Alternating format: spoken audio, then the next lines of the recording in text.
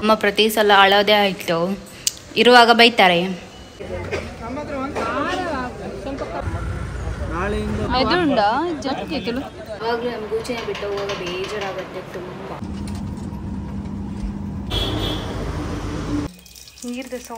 Ishwara temple and ಒಂದು Durga Parameshwari temple. Hey guys, welcome back to my channel. ಹೇಗಿದ್ದೀರಾ? ಎಲ್ಲರೂ ಚೆನ್ನಾಗಿದ್ದೀರಾ ಅಂತ ಅನ್ಕೊಳ್ತೀನಿ. ಇನ್ನೇನು ನಾನು ದುಬೈಗೆ ಹೋಗೋ ಟೈಮ್ ಬಂತು. ಸೊ ಅದಕ್ಕೋಸ್ಕರ ಸ್ವಲ್ಪ ಐಟಮ್ಸ್ ಎಲ್ಲ ಪರ್ಚೇಸ್ ಮಾಡ್ಬೇಕಂದ್ರೆ ಫುಡ್ ಐಟಮ್ಸ್. ಸೊ ಅದಕ್ಕೋಸ್ಕರ ಈಗ ನಮ್ಮ ಅಮ್ಮನ ಜೊತೆ ಸಂತೆ ಮಾರ್ಕೆಟ್ಗೆ ಹೋಗ್ತಿದ್ದೀನಿ. ಅಂಡ್ ಒಂದ್ಸಲ ತೋರಿಸಿದ್ದೀನಿ ನಿಮಗೆ. ನನಗೆ ರೆಡ್ ಚಿಲ್ಲೀಸ್ ಬೇಕಿತ್ತು, ಸೊ ಅದನ್ನು ತಗೊಂಡ್ಬರ್ಲಿಕ್ಕೆ. ಅಂಡ್ ನಮ್ಮ ಅಮ್ಮನಿಗೆ ಹೋಗ್ಲಿಕ್ಕಿತ್ತು, ಅದನ್ನೆಲ್ಲ ಡ್ರೈ ಮಾಡ್ಲಿಕ್ಕಿದೆ. ರೆಡ್ ಚಿಲ್ಲೀಸ್ ಅನ್ನೋದೊಂದು 2 ಬಿಸಿಲಿಗೆ ಇಡಬೇಕು. ಸೊ ಆಮೇಲೆ ತಗೊಂಡೋದ್ರೆ ಚೆನ್ನಾಗಿರುತ್ತೆ. ಸೊ ಹಾಗಾಗಿ ಈಗ ರೆಡ್ ಚಿಲ್ಲೀಸನ್ನು ತರ್ಲಿಕ್ಕೆ ಹೋಗ್ತಿದ್ದೀವಿ. ಖಾಲಿ ರೆಡ್ ಚಿಲ್ಲೀಸ್ ಅಲ್ಲ, ನಮ್ಮ ಅಮ್ಮನಿಗೆ ಹೋಗ್ಲಿಕ್ಕಿದೆ. ಸೊ ಹಾಗಾಗಿ ಹೋಗ್ತಿದ್ದೀವಿ. ಇಷ್ಟು ದಿನ ಮಳೆ ಇತ್ತು, ಒಂದು 2 ಡೇಸಿಂದ ಈಗ ಬಿಸಿಲು ಬಂದಿದೆ, ಚೆನ್ನಾಗಿದೆ. ಸೊ ಹಾಗಾಗಿ ಸ್ವಲ್ಪ ಹೊರಗಡೆ ಎಲ್ಲ ಹೋಗ್ಬೋದು ಈಗ. ಸೊ ಒಳ್ಳೇದಾಯಿತು, ಬಿಸಿಲು ಬಂದ್ರೇ ಒಳ್ಳೇದು. 24 hours ಮಳೆ ಇದ್ರೆ ಕಷ್ಟ. ಸೊ ಬನ್ನಿ ಈಗ ಹೋಗುವ.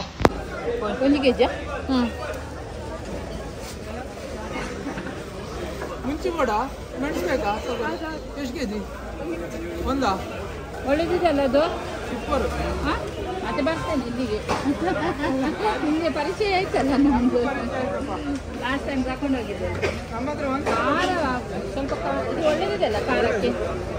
ಇದು ಲೈಟ್ ಖಾರಮ್ಮ, ನಿಮ್ಗೆ ಒಂದು ಸ್ವಲ್ಪ ಖಾರ ಬೇಕಾದ್ರೆ ಇದರಲ್ಲೆಲ್ಲ ಕೊಡ್ತೇನೆ ನಮಗೆ. ಹೌದಾ? ಇದು ಲೈಟ್ ಅಂದರೆ ಅದ ಈಗ ಮಾಮೂಲು ಅಡುಗೆಗೆ ಎಷ್ಟು ಕಲರ್ ಬರ್ತದಲ್ಲ, ಕೆಂಪು ಬರ್ತದೆ. ಎಷ್ಟು ಕೆಜಿಗೆ? ಇದು 260, 240. ಎಷ್ಟು ಕೆಜಿ? ಇದಕ್ಕೆಲ್ಲ ಎಷ್ಟು? ಅದೇ 180. ಜಾಸ್ತಿ ಇದೆ ಅಲ್ಲ, ಅದು ದೊಡ್ಡ ಬೆಟ್ಟದೆ ಅಂತ. ನಾವು ಹೋಗಿರೋದು ಬುಧವಾರ ಸಂತೆ. ಇದು ಉಡುಪಿಯ ಆದಿ ಉಡುಪಿ ಅನ್ನೋ ಜಾಗದಲ್ಲಿ ನಡೀತದೆ. ಇದು ತುಂಬಾ ದೊಡ್ಡದಾಗಿರುವ ಸಂತೆ. ಆ್ಯಂಡ್ ನಮ್ಮ ಕಡೆ ನಮ್ಮನೆ ಹತ್ರ ಕೂಡ ಒಂದು ಸಂತೆ ನಡೀತದೆ. ಅದು ಎವ್ರಿ ಸಂಡೇ ಇರುತ್ತೆ. ಇದು ಬುಧವಾರ ಮಾತ್ರ ಓಪನ್ ಇರುತ್ತೆ.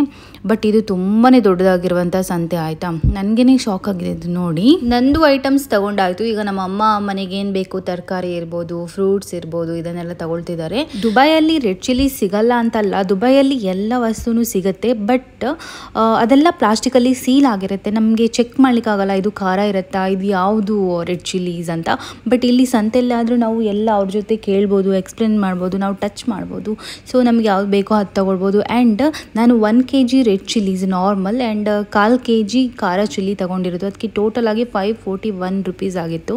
ಬಟ್ ಇಲ್ಲಿ ಒಂದು 100 ಗ್ರಾಮ್ ರೆಡ್ ಚಿಲ್ಲೀಸ್ ಬೇಕಿದ್ರೇನು ನೀವು 200 to 300 rupees ಕೊಡಬೇಕಾಗತ್ತೆ. ಸುಮ್ಮನೆ ವೇಸ್ಟ್ ಆಗುತ್ತೆ. ಸೊ ಅದು ಯಾವುದಕ್ಕೂ ಬರಲ್ಲ. ಹಾಗಾಗಿ ನಾನು ಇಲ್ಲೇ ತಗೊಂಡು ಹೋಗೋದು ಬೆಸ್ಟ್ ಅಂತ ಅಂದ್ಕೊಂಡೆ. ಮೆದುಂಡ ಜಟ್ಟಿತ್ತು ಗಟ್ಟಿತ್ತಿನ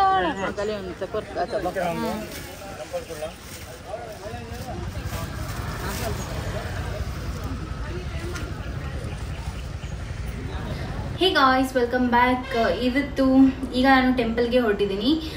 ನಾಳೆಲ್ಲ ನಾಡ್ದು ನಂದು ಟಿಕೆಟ್ ಬುಕ್ ಆಗಿದೆ ದುಬೈಗೆ. ಸೊ ದುಬೈಗೆ ಹೋಗ್ತಿದ್ದೀನಿ. ನಾಳೆ 1 day ಅಷ್ಟೇ ಇರೋದಿಲ್ಲಿ. ಆ್ಯಂಡ್ ಈ ಸಲ ಮಾತ್ರ ತುಂಬ ಸಖತ್ತಾಗಿ ಬೇಜಾರಾಗ್ತಿದೆ ನನಗೆ. ಅಂದರೆ ಸ್ವಲ್ಪ ಟೈಮ್ ಆದರೂ ಚೆನ್ನಾಗಿತ್ತು ಈ ಟೈಮ್. ಆ್ಯಂಡ್ ಏನು ಮಾಡೋದು, ಹೋಗೋ ಟೈಮ್ಗೆ ಹೋಗಲೇಬೇಕಲ್ವ. ಸೊ ಬರೋ ಟೈಮ್ಗೆ ಬರಲೇಬೇಕು. ಸೊ ಅಷ್ಟೇ. ಈಗ ನಾನು ಹೊರಟಿರೋದು ಟೆಂಪಲ್ಗೆ. 2 ಟೆಂಪಲ್ಗೆ ಹೋಗ್ಲಿಕ್ಕಿದೆ. ಒಂದು ಈಶ್ವರ ಟೆಂಪಲ್ ಆ್ಯಂಡ್ ಒಂದು ದುರ್ಗಾ ಪರಮೇಶ್ವರಿ ಟೆಂಪಲ್ ಆ್ಯಂಡ್ ದುರ್ಗಾ ಪರಮೇಶ್ವರಿ ಟೆಂಪಲ್ಗೆ ಹೋಗ್ಲಿಕ್ಕಿದೆ. ಸೊ ಅದೆರಡು ನಾನು ಯಾವಾಗಲೂ ಹೋಗ್ತೀನಿ. ನಾನು ನಮ್ಮಮ್ಮ ಯಾವಾಗಲೂ ಹೋಗ್ತೀವಿ ಆ ಟೆಂಪಲ್ಗೆ. ಸೊ ಈಗ ಹೋಗಿ ಬರಬೇಕು. ಆ್ಯಂಡ್ ನಾಳೆ ಸ್ವಲ್ಪ ಏನೆಲ್ಲ ಬೇಕು ಅದನ್ನೆಲ್ಲ ತಗೊಳ್ಲಿಕ್ಕಿದೆ, ಫುಡ್ ಐಟಮ್ಸ್. ಆ್ಯಂಡ್ ಅದಾದಮೇಲೆ ನಾಡ್ದು ಈವ್ನಿಂಗ್ಗೆ ನನ್ನ ಫ್ಲೈಟ್ ಇರೋದು ಅಷ್ಟೇ. ಸೊ ಬನ್ನಿ ಈಗ ಫಸ್ಟು ಟೆಂಪಲ್ಗೆ ಹೋಗೋಣ, ಆಮೇಲೆ ನೋಡೋಣ. ಏನು ಗೊತ್ತಾ, ಈಗ ಇವತ್ತಂತೂ ಫುಲ್ಲು ಬಿಸಿಲಿದೆ, ಸೆಕೆ, ಓವರ್ ಸೆಕೆ. ಆ್ಯಂಡ್ ಮಳೆ ಕೂಡ ಹೋಯಿತು, ಮಳೆನೇ ಇಲ್ಲ. ಮಳೆ ಇದ್ದರೆ ಸ್ವಲ್ಪ ಕೂಲ್ ಆಗಿರುತ್ತೆ. ಮಳೆ ಬಂದರೆ ಮಳೆ ಕಷ್ಟ ಅಂತ ಆಗುತ್ತೆ. ಆ್ಯಂಡ್ ಬಿಸಿಲು ಬಂದರೆ ಬಿಸಿಲು ಕಷ್ಟ ಅಂತ ಆಗುತ್ತೆ. ಸೊ ಮಳೆನೇ ಬೆಟರ್ ಅಂತ ಅನಿಸುತ್ತೆ ಈ ಸೆಕೆಗೆ ಕಂಪೇರ್ ಮಾಡಿದರೆ. ಸೊ ಬನ್ನಿ ಹೋಗೋ.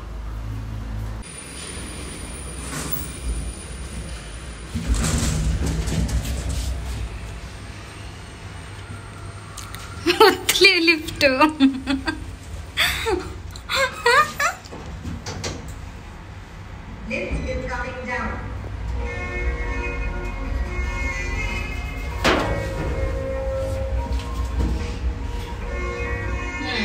ನಾಲೆಜ್.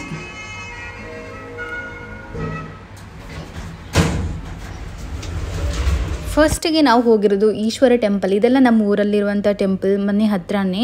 ಸೊ ಯಾವಾಗಲೂ ನಾವು ಹೋಗ್ತಾನೆ ಇರ್ತೀವಿ. ನಾನು ಯಾವುದೇ ಟೆಂಪಲ್ಗೆ ಹೋದ್ರೂ ಒಳಗೆ ವಿಡಿಯೋ ಮಾಡಲ್ಲ, ಹೊರಗೆ ಮಾತ್ರ ಒಂದು ಸ್ವಲ್ಪ ಏನಾದರೂ ಇದ್ದರೆ ಕ್ಲಿಪ್ಪಿಂಗ್ಸು ಆ್ಯಡ್ ಮಾಡ್ತೀನಿ ಅಷ್ಟೇ. ಅದು ಬಿಟ್ಟು ಒಳಗಡೆ ನಾನು ವಿಡಿಯೋ ಮಾಡಲಿಕ್ಕೇ ಹೋಗಲ್ಲ, ಯಾಕಂದರೆ ಅಲ್ಲಿ ಬರೆದಿರ್ತಾರೆ ಇದು ಫೋಟೋಗ್ರಫಿ ಇರ್ಬೋದು, ವಿಡಿಯೋಗ್ರಫಿ ಇರ್ಬೋದು, ಅಲೌಡ್ ಇಲ್ಲ ಅಂತ. ಸೊ ಅಷ್ಟೆಲ್ಲ ಆಗಿನೂ ನಾವು ವಿಡಿಯೋ ಮಾಡ್ಲಿಕ್ಕೆ ಹೋಗಬಾರ್ದು ಅಷ್ಟೇ. ನೀರ್ದು ಸೌಂಡ್ ಮೂರ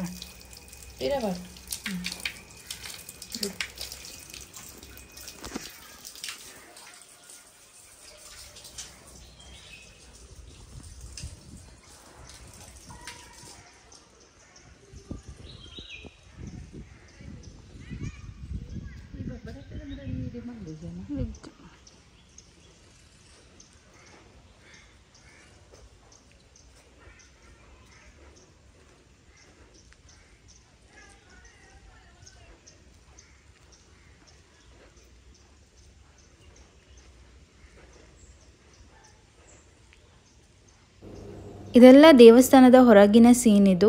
ಆ್ಯಂಡ್ ಇದಾದಮೇಲೆ ಒಳಗೋಗಿ ದೇವರಿಗೆ ಕೈ ಮುಗಿದು ಬಂದ್ವಿ. ಆ್ಯಂಡ್ ನೆಕ್ಸ್ಟು ನಾವು ದುರ್ಗಾ ಪರಮೇಶ್ವರಿ ಟೆಂಪಲ್ಗೆ ಹೋಗಿದ್ವಿ. ಅಲ್ಲಿ ನಾನು ಸ್ವಲ್ಪನೂ ಹೊರಗೇನೂ ವೀಡಿಯೋ ಮಾಡಿಲ್ಲ, ಯಾಕಂದರೆ ಒಂದು ಕಡೆಯಿಂದ ಇನ್ನೊಂದು ಕಡೆಗೆ ಹೋಗುವಾಗ ಸ್ವಲ್ಪ ಟಯರ್ಡ್ ಆಗುತ್ತೆ, ಹಾಗಾಗಿ ಮಾಡಿಲ್ಲ. ಇದು ನೆಕ್ಸ್ಟ್ ಬಂದಿರೋದು ರೋಡ್ ಸೈಡಲ್ಲಿರೋದು ಮಾಸ್ತಿ ಅಮ್ಮನ ಟೆಂಪಲ್ಗೆ. ನಿಮಗೆಲ್ಲರಿಗೂ ಗೊತ್ತಿರುತ್ತೆ, ಉಡುಪಿ ಅವರಿಗೆಲ್ಲರಿಗೂ ಗೊತ್ತಿರುತ್ತೆ ಇದು.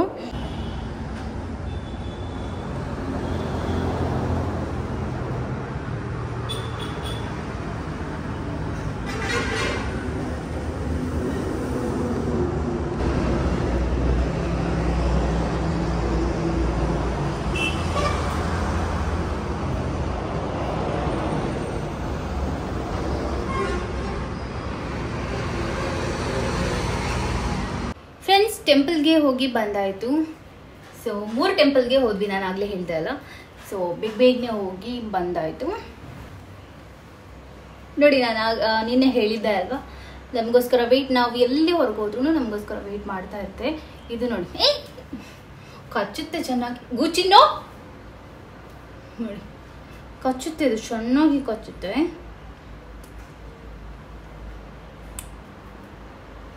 ಗಟ್ಟಿಯಾಗಿ ಕಚ್ಚಲ್ಲ, ನಿಧಾನವಾಗಿ ಬೈಟ್ ಮಾಡುತ್ತೆ. ಲೋಲಾ, ಇದಕ್ಕೆ ನಾನು ಎಷ್ಟು ನೇಮಲ್ಲಿ ಕರಿತೀನಿ ಅಂದರೆ ಇದಕ್ಕೇ ಕನ್ಫ್ಯೂಸ್ ಆಗ್ಬೋದು, ಇವಳು ಯಾವ ಹೆಸರಲ್ಲೆಲ್ಲ ನನಗೆ ಕರಿತಾಳೆ ಅಂತ. ಅಷ್ಟು ನೇಮ್ಸ್ ಇದೆ. ಮನೆಯಲ್ಲಿ ಒಂದು ಪೆಟ್ ಇದ್ರೆ ಎಷ್ಟು ಚೆನ್ನಾಗಿರುತ್ತೆ ಅಲ್ವಾ. ನಾವು ಹೊರಗಿಂದ ಎಷ್ಟು ಟಯರ್ಡ್ ಆಗಿ, ಎಷ್ಟು ಟೆನ್ಷನಿಂದ ನಾವು ಹೊರಗಿಂದ ಬಂದರೂ ಮನೆಯೊಳಗೆ ಬಂದಾಗ ಅದರ ಫೇಸ್ ನೋಡಿದಾಗ ಫುಲ್ಲು ಟೆನ್ಷನ್ ಎಲ್ಲ ಮರೆಯುತ್ತೆ. ಆ್ಯಂಡ್ ನಮಗೆ ಟಯರ್ಡ್ ಆಗಿದ್ರು ಅದೆಲ್ಲ ಹೋಗ್ಬಿಡುತ್ತೆ. Hey guys, welcome back. Finally ನಾನು ರೆಡಿ ಆಗಿಬಿಟ್ಟು ನಿಂತ್ಕೊಂಡಿದ್ದೀನಿ. ಸೊ ಈಗ 3:30 ಆಯಿತು. 4 o'clock ಇಲ್ಲಿಂದ ಹೊರಡಬೇಕು ಏರ್ಪೋರ್ಟ್ಗೆ. ನನಗೆ 7:45 ಫ್ಲೈಟ್. ಸೊ ನಾನು ಹೊರಟಿದ್ದೀನಿ, ನನ್ನ ಜೊತೆ ನಮ್ಮ ಅಮ್ಮ ಬರ್ತಿದ್ದಾರೆ. ಆ್ಯಂಡ್ ನಾನು ಸಿಂಪಲಾಗಿ ರೆಡಿ ಆಗಿದ್ದೀನಿ. ಸೊ ಈ ಸಲ ಮಾತ್ರ ತುಂಬ ಬೇಜಾರಿಂದ ಹೋಗ್ತಿದ್ದೀನಿ, ಯಾಕಂದರೆ ನೀನೇ ನನ್ನ ದೊಡ್ಡಪ್ಪ ಅಂದರೆ ನನ್ನ ಅಮ್ಮನ ಅಕ್ಕನ ಗಂಡ, ಆಯಿತಾ. ಸೊ ಅವ್ರಿಗೆ ನಿನ್ನೆ ಹಾರ್ಟ್ ಅಟ್ಯಾಕ್ ಆಗಿತ್ತು. ಸೊ ನಾವೆಲ್ಲ ಹಾಸ್ಪಿಟಲಲ್ಲಿ ಇದ್ವಿ ನಿನ್ನೆ. ಆ್ಯಂಡ್ ನಂದು ಟಿಕೆಟ್ ಆಲ್ರೆಡಿ ಬುಕ್ ಆಗಿತ್ತು. ಸೊ ಏನಾದರೂ ಸೀರಿಯಸ್ ಆ ಥರ ಏನಾದರೂ ಇದ್ದರೆ ಇವತ್ತು ನಾನು ಹೋಗ್ತಿರ್ಲಿಲ್ಲ. ಬಟ್ ಎಲ್ಲ ಸೀರಿಯಸ್ ಆಗಿ ಏನಿಲ್ಲ.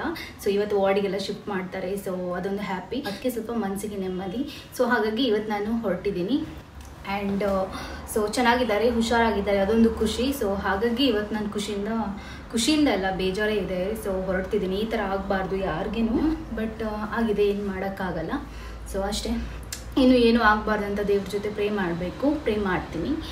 ಆ್ಯಂಡ್ ಅದಾದಮೇಲೆ ಸೊ ಬನ್ನಿ ಹೋಗುವ. ಲಾಸ್ಟ್ ಟೈಮ್ ಖುಷಿ ಇತ್ತು. ಸೊ ಟ್ರಾವೆಲ್ ಮಾಡೋದಂದರೆ ನನಗೆ ಇಷ್ಟ.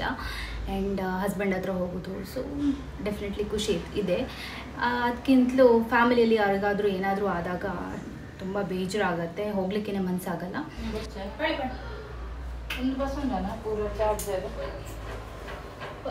ಪೂರ ಬಸ್ ಅಂದರೆ ನಾನು ಒಂದೊಂಜಿ ಪರ್ಸೆಂಟ್ ಬಾಕಿ. ಫ್ರೆಂಡ್ಸ್, ಇಲ್ಲಿನೂ ಬಿಸಿಲಿದೆ, ಅಲ್ಲಿನೂ ಬಿಸಿಲಿದೆ. ಫ್ರೆಂಡ್ಸ್, ಇಲ್ಲಿ ನೋಡಿ, ಯಾವಾಗಲೂ ನಮ್ಮ ಗೂಚಿನೇ ಬಿಟ್ಟು ಹೋಗುವಾಗ ಬೇಜಾರಾಗುತ್ತೆ ತುಂಬ. ಬಟ್ ನಮ್ಮ ಗೂಚಿ ಫುಲ್ ನಿದ್ರೆಯಲ್ಲಿದೆ, ಮೂಡೇ ಇಲ್ಲ. ಯಾರು ಬೇಕಾದರೆ ಎಲ್ಲಿ ಬೇಕಾದರೆ ಹೋಗಲಿ, ನಾನು ಮಾತ್ರ ಮಲಗ್ತೀನಿ, ನಿದ್ರೆ ಮಾಡ್ತೀನಿ, ಚೆನ್ನಾಗಿ ತಿಂತೀನಿ ತಿಂತೀನಿ ಅಷ್ಟೇ. ನಂದು ಗುಚಿದು ಮೈಂಡು, ಬೇರೆ ಏನು ಗೊತ್ತಿಲ್ಲ ನನ್ನ ಗುಚಿಗೆ ಅಲ್ವಾ ಅಲ್ವಾ.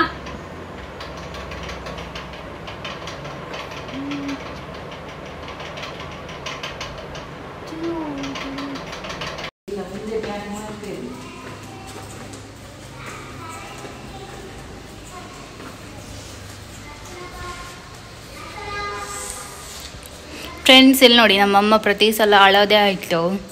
ಇರುವಾಗ ಬೈತಾರೆ, ಹೋಗುವಾಗ ಅಳ್ತಾರೆ. ನಮ್ಮಮ್ಮ ಆ ಥರ ಎಲ್ಲ ಕ್ರೈ ಮಾಡೋರೆ ಅಲ್ಲ. ಅವ್ರು ಯಾಕೆ ಅಳ್ತಿದ್ದಾರೆ ಅಂದರೆ, ಈಗ ನಾನು ಹೋಗ್ತಿದ್ದೀನಿ ಆ್ಯಂಡ್ ಆಚೆ ಕಡೆಯಿಂದ ಬ್ಯಾಡ್ ನ್ಯೂಸ್ ಇದೆ, ಅವರಿಗೇನು ಹಾರ್ಟ್ ಅಟ್ಯಾಕ್ ಆಗಿತ್ತು ಫ್ಯಾಮಿಲಿಯಲ್ಲಿ.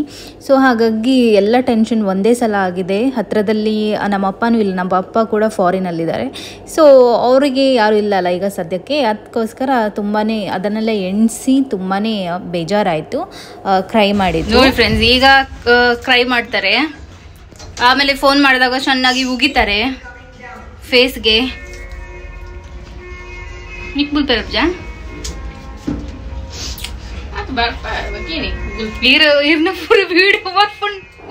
ನಮ್ಮಮ್ಮ ಕ್ರೈ ಮಾಡುವಾಗ ನನಗೆ ಕೂಡ ತುಂಬ ಅಳ್ಲಿಕ್ಕೆ ಬರ್ತಿತ್ತು. ಬಟ್ ನಾನು ಅವ್ರ ಮುಂದೆ ಅದೆಲ್ಲ ತೋರಿಸ್ಕೊಳ್ಳಿಕ್ಕೆ ಆಗಲ್ಲ, ಯಾಕಂದರೆ ನಾನು ಕೂಡ ಹತ್ರ ಏನಾಗುತ್ತೆ, ಅವರು ವೀಕ್ ಆಗ್ತಾರೆ, ಅದೇ ಟೆನ್ಷನಲ್ಲಿ ಇರ್ತಾರೆ. ಸೊ ಹಾಗಾಗಿ ನಾನು ಸ್ಟ್ರಾಂಗ್ ಆಗಿರೋ ಥರ ಮಾಡ್ತಿದ್ದೆ ಅಲ್ಲಿ. ಫೈನಲಿ ನಾವು ಕೆಳಗೆ ಹೋಗುವಾಗ ಟ್ಯಾಕ್ಸಿ ಬಂದು ನಿಂತಿತ್ತು. ಸೊ ಈಗ ನಾವು ಟ್ಯಾಕ್ಸಿಯಲ್ಲಿ ಕೂತ್ಕೊಂಡಿದ್ದೀವಿ, ಏರ್ಪೋರ್ಟ್ಗೆ ಹೋಗ್ತಾ ಇದ್ದೀವಿ. ಪಸಾರೋಡಕ್ಕೆ ಏನೊಂದು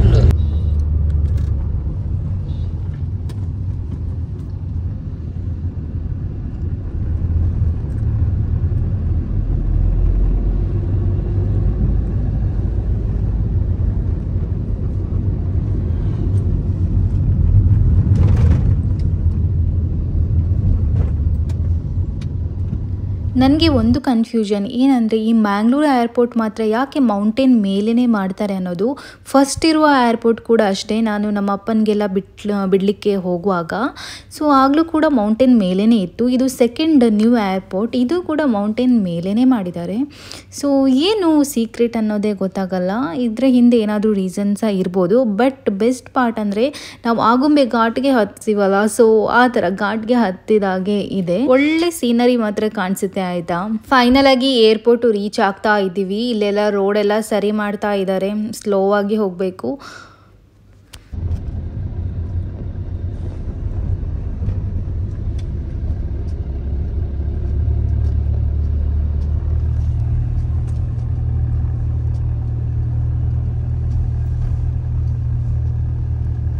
ನಾನು ಆಗಲೇ ಹೇಳಿದೆ ಅಲ್ವಾ, ಏರ್ಪೋರ್ಟಿಗೆ ಹೋಗುವಾಗ ಎಷ್ಟು ಒಳ್ಳೆ ಸೀನರಿ ನಿಮಗೆ ಕಾಣಿಸುತ್ತೆ ಅಂತ. ನೀವಿಲ್ಲಿ ನೋಡ್ತಿರ್ಬೋದು, ಈ ಸೀನರಿ ಅಂತೂ ಬ್ಯೂಟಿಫುಲ್ ಆಗಿತ್ತು.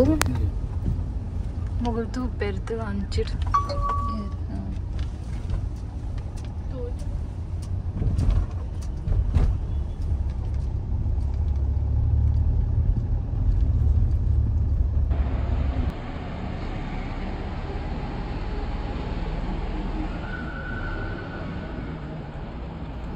ಸೊ ಫಸ್ಟ್ ನಾನು ಏರ್ಪೋರ್ಟಿಗೆ ಹೋದ್ಮೇಲೆ ಫಸ್ಟ್ ನನ್ನ ಬ್ಯಾಗ್ಸನ್ನು ರ್ಯಾಪ್ ಮಾಡ್ತೀನಿ. ಇಲ್ಲಿ ಒಂದು ಬಾಕ್ಸ್ ಇರ್ಬೋದು, ಒಂದು ಬ್ಯಾಗ್ ಇರ್ಬೋದು, ರ್ಯಾಪ್ ಮಾಡಲಿಕ್ಕೆ 400 ರೂಪೀಸ್. ಬಟ್ ಸೇಫ್ ಅಂತಲೇ ಹೇಳ್ಬೋದು ರ್ಯಾಪ್ ಮಾಡಿಸ್ಕೊಳ್ಳೋದು. ಈ ಥರ ರ್ಯಾಪ್ ಮಾಡಿಸ್ಕೋದ್ರಿಂದ ನಿಮ್ಮ ಬ್ಯಾಗ್ಸಿಗೆ ಯಾವುದೇ ಸ್ಕ್ರ್ಯಾಚ್ ಆಗ್ಬೋದು, ಯಾವುದೇ ಏನೂ ಆಗಲ್ಲ, ಸೇಫ್ ಆಗಿರುತ್ತೆ. ಆ್ಯಂಡ್ ಎಷ್ಟು ಮೇಲಿಂದ ಬಿಸಾಡಿದ್ರು ಕೂಡ ಬ್ಯಾಗ್ಸ್ ಇದೆ ಅಲ್ಲ, ಏನೂ ಆಗಲ್ಲ, ಒಂಥರ ನೆಮ್ಮದಿ ಇರುತ್ತೆ. ಫೈನಲ್ ಆಗಿ ಬೋರ್ಡಿಂಗ್ ಪಾಸ್ ಸಿಕ್ತು ಆ್ಯಂಡ್ ಇಮಿಗ್ರೇಷನ್ ಎಲ್ಲ ಆಗಿ ನೆಮ್ಮದಿಯಿಂದ ಬಂದು ಮೇಲೆ ಕುತ್ಕೊಂಡಿದ್ದೀನಿ. ಆ್ಯಂಡ್ ಇಲ್ಲಿಂದಲೇ ಫ್ಲೈಟಿಗೆ ಕರೀತಾರೆ. ಸೊ ಆಗ ಹೋದ್ರೆ ಆಯಿತು ಒಳಗಡೆ.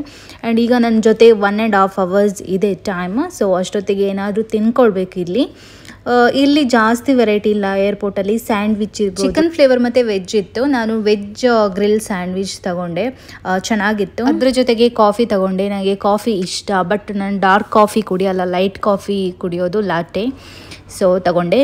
ಏರ್ಪೋರ್ಟಲ್ಲಿ ಕೂತ್ಕೊಂಡ್ರೆ ಟೈಮ್ ಹೇಗೆ ಹೋಗುತ್ತೆ ಅನ್ನೋದೇ ಗೊತ್ತಾಗಲ್ಲ, ಬೇಗನೆ ಹೋಗುತ್ತೆ.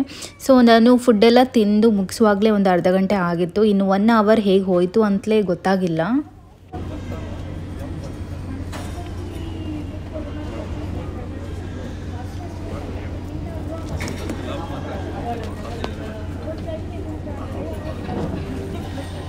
ಅಲ್ಲಿ ನೀವು ನೋಡ್ತಿರ್ಬೋದು 3A ಅಂತ.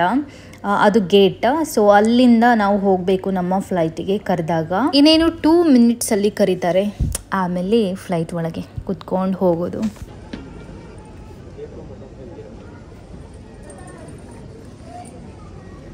ಫೈನಲ್ ಆಗಿ ಕರೆದ್ರು. ಈಗ ನಾವು ಫ್ಲೈಟ್ ಒಳಗಡೆ ಹೋಗ್ತಾ ಇದ್ವಿ. ಫ್ಲೈಟ್ ಒಳಗಡೆ ಹೋಗ್ಲಿಕ್ಕೆ ಎಷ್ಟು ದೂರ ಇದೆ ನೀವು ನೋಡಿ. ಈ ವಿಡಿಯೋ ಯಾರು ಹೊಸಬ್ರು ಇರ್ತಾರೆ ಅಂದರೆ ಏರ್ಪೋರ್ಟಿಗೆ ಹೋಗದೇ ಇರೋರು, ಫ್ಲೈಟಲ್ಲಿ ಕುತ್ಕೊಳ್ದೇ ಇರೋರು ಯಾರು ಇರ್ತಾರೆ, ಸೊ ಅವರಿಗೆ ಸ್ವಲ್ಪ ಐಡಿಯಾ ಸಿಗುತ್ತೆ ಮ್ಯಾಂಗ್ಳೂರ್ ಏರ್ಪೋರ್ಟ್ ಹೇಗಿದೆ ಏನು ಅಂತ. ಸೊ ಈ ಥರ ಎಲ್ಲ ಒಳಗೆ ಇರುತ್ತೆ ಅನ್ನೋದು.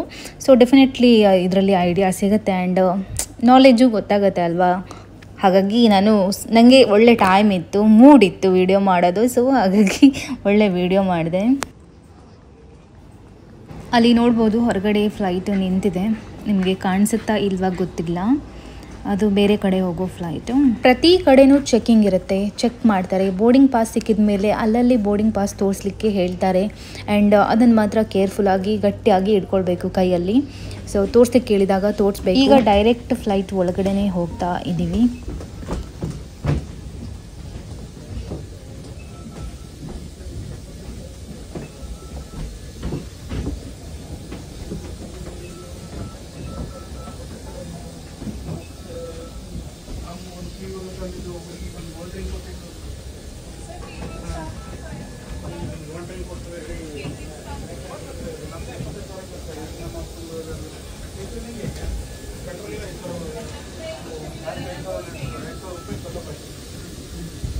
ನಾನು ಫೈನಲ್ ಆಗಿ ಇದು ಫ್ಲೈಟ್ ಒಳಗೆ ಬಂದೆ, ನನ್ನ ಸೀಟಲ್ಲಿ ಕೂತ್ಕೊಂಡೆ ಆ್ಯಂಡ್ ಫ್ಲೈಟಲ್ಲಂತೂ ತುಂಬಾ ಜನ ಇದ್ದರು. ತುಂಬ ಜನ ಅಂದರೆ ಎಲ್ಲ ಸೀಟು ಫುಲ್ಲಾಗಿತ್ತು, ಯಾವ ಸೀಟು ಕೂಡ ಖಾಲಿಯಾಗಿಲ್ಲ. ನಾನು ಫಸ್ಟ್ ಟೈಮ್ ಹೋದಾಗ ಮಾತ್ರ ಫಸ್ಟ್ ಟೈಮ್ ನಾನು ಅಬುದಾಬಿಗೆ ಹೋಗಿದ್ದಲ್ವ, ಸೊ ಆಗ ಮಾತ್ರ ಫ್ಲೈಟ್ ಕಂಪ್ಲೀಟಾಗಿ ಖಾಲಿ ಇತ್ತು, ಸ್ವಲ್ಪನೇ ಜನ ಇದ್ದಿದ್ದು. ಬಟ್ ಮತ್ತೆ ಎಲ್ಲ ನನಗೆ ಫ್ಲೈಟ್ ಫುಲ್ಲೇ ಸಿಕ್ಕಿತ್ತು.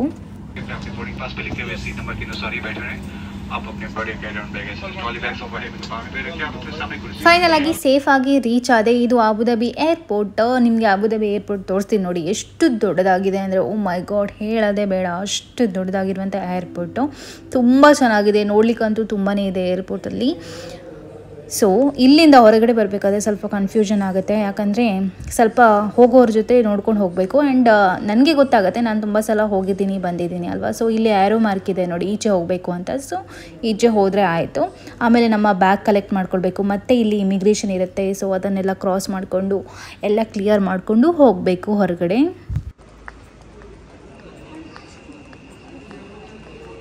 ಫ್ಲೈಟಲ್ಲಂತೂ ಹೆವಿ ಎ ಸಿ ಇರುತ್ತೆ. ನನಗೆ ಎ ಸಿ ಇಷ್ಟ ಇಲ್ಲ, ನನಗೆ ಲೈಟಾಗಿ ಒಂಥರ ತಲೆನೋವು ಬಂದಾಗೆ ಆಗ್ತಾ ಇತ್ತು ಏರ್ಪೋರ್ಟಿಂದ ಹೊರಗೆ ಬರುವಾಗ. ಯಾಕಂದರೆ ಆ ಎ ಸಿ ಉಂಟಲ್ಲ ತುಂಬ ಓವರ್ ಆಗಿರುತ್ತೆ.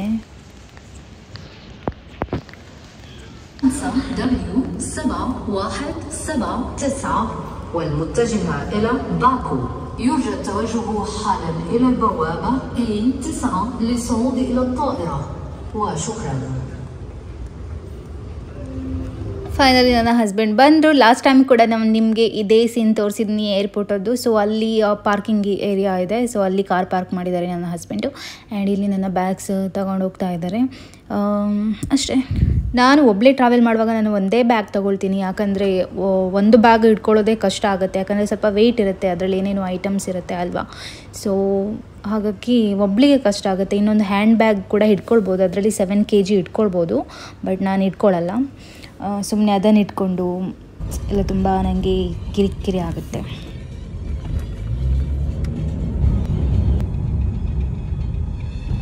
ನಾವು ಅಂದ್ಕೊಳ್ತೀವಿ ಫ್ಲೈಟಲ್ಲಿ ಆರಾಮಾಗಿ ಬರ್ಬೋದು, ಟಯರ್ಡ್ ಆಗಲ್ಲ ಅಂತ. ಅಲ್ಲಿ ಕುತ್ಕೊಂಡೇ ಟಯರ್ಡ್ ಆಗೋಗ್ಬಿಡುತ್ತೆ.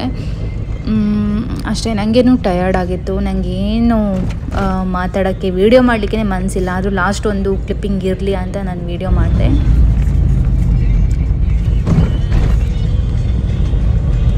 ಪ್ರಯಾಣ ಹೇಗಿತ್ತು?